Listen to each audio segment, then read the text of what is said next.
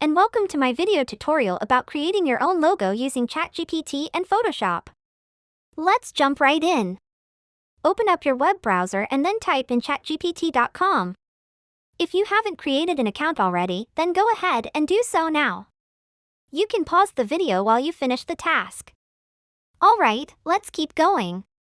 Once you are logged in, on the left-hand side of the screen, you should see an option for Explore GPTs. Go ahead and click on that.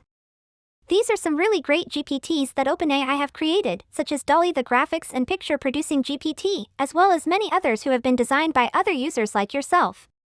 Here you will have several options when it comes to designing a logo. I've already mentioned DALL-E, but there are two more that I have enjoyed using. If you scroll down to the first group in the trending section, you will see at number 1, Image Generator.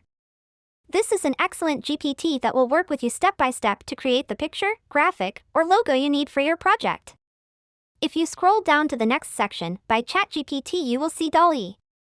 If you scroll down to the productivity section, you will see in the number 2 spot, Image Generator Pro. For today's tutorial, I am going to use Image Generator Pro, but you should choose whichever one you prefer. If you have never used any of them, or maybe just one of them, this might be a good time to try them out. Let me demonstrate how to produce a logo, and then you can pause the video and try them out until you get the logo that makes you happy. So click on the Image Generator Pro icon and then select Start Chat. Once the GPT is engaged, it gives you options such as Logo Mode, Art Mode, Default, etc. You can either select Logo Mode or simply type in the message area at the bottom, "I want to design a logo." You will see the GPT has some personality. Next, in the message area, tell the GPT in simple terms what your logo is for, and if you have an idea in your mind of what you want it to look like, add that in. Once you have explained to the GPT what your goal is, it will ask you a few questions to help make sure it produces the design you want.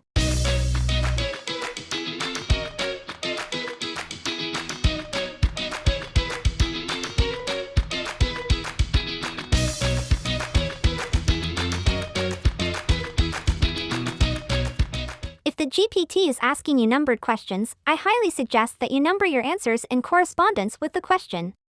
For example, if the first question is, "What is your company name?" and the second question is, "What style would you like?" then your response should be typing the number 1 followed by a period, and then your answer. For the next question you would type a 2 and then a period, and then your answer. If you aren't feeling it creatively, and you really aren't sure what you want, you can simply write to the GPT, "I really am not sure, can you help me?" The GPT will ask you a set of questions to help guide you figure out what your logo should look like. If you feel that the questions are a little too difficult to answer, because maybe you don't have much experience with this, then you can simply ask the GPT to guide me through this as if I am a 7th grader. I know, it may sound weird to type that, especially if you are in high school, college, or a professional, but the great thing about this approach is that it really does make it super easy to follow. The GPT will guide you until it has enough information to create your logo. Once the logo has been created, if there are any changes, or as the GPT will probably write, tweaks that need to be made, all you have to do is request that the GPT makes those changes, and it will begin refining the picture.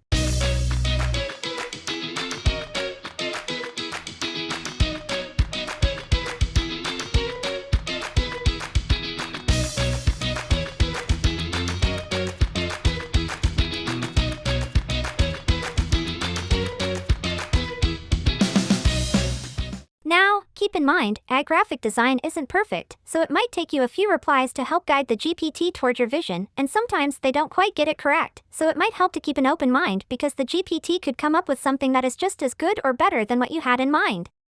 Once you have a logo that you are happy with, then it's time to download it. Hover over the picture with your mouse and a download icon will appear in the top right of the picture. If you love everything about the design and don't need any changes, then you are finished. However, if there are tweaks or changes you want to make, such as removing the background, erasing a graphic or words, or adding text, then it is time to use a photo editor to put the final touches on it. If you have access to Photoshop, I recommend this because of the AI features it has with the 2024 edition. If not, then use the photo editor you are comfortable with. I am going to use Photoshop to show you how to make changes and save it. If you have Photoshop, go ahead and pause the video and open up the application. It's okay, I'll wait. Now that you have Photoshop open, select the Open option near the top left, and then select your saved logo. In this tutorial, I will show you how to use two tools that will make your life easier. The first is the Remove tool. The Remove tool icon looks like this and is located here. Once that is engaged, select the spot, graphic, or area within the picture that you want to erase, and then holding down the left mouse button, scrub over the area that you are eliminating.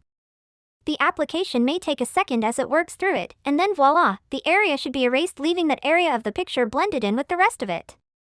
If it doesn't exactly erase everything, or changes it to something else you don't like, then you might have to use the Erase tool a few more times until you get it the way you want. Sometimes, if the area is large, it works better to erase small chunks rather than the entire area.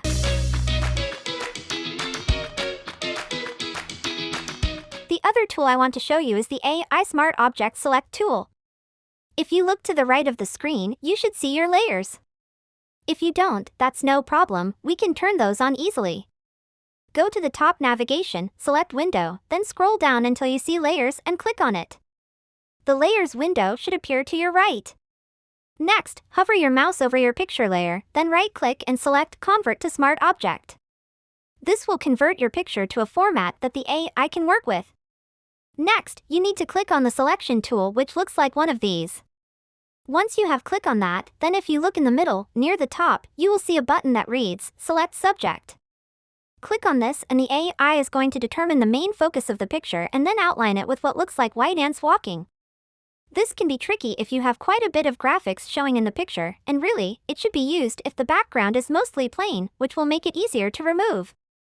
If you find that the AI has a difficult time picking out just the graphics you want, you might want to search for a video tutorial that focuses on removing objects, as we are not going to go that in depth. However, if it selects the area you want to keep, then hover your mouse over the picture, right-click, and the select layer via copy. You will see a new layer appear in your layer window. Next, look for the eye icon next to the original layer and then click on it so the original layer disappears. This should leave you with the area that was selected and then a light gray checkered board background, which indicates the background is transparent. If there are any little areas that need to be erased, you can use the Erase tool to eliminate them.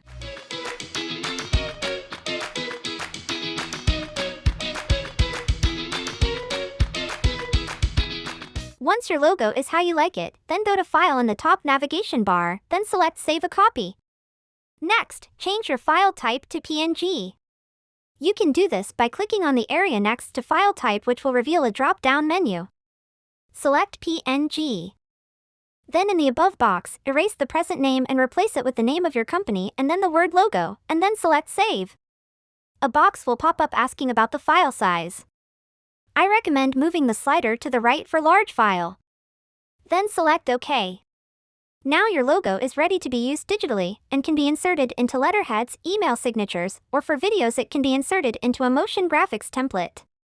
If you are going to be using a template or a motion graphics template, or as I call it, a mogurt, then select the link in the description to take you to that tutorial so you can create your logo reveal.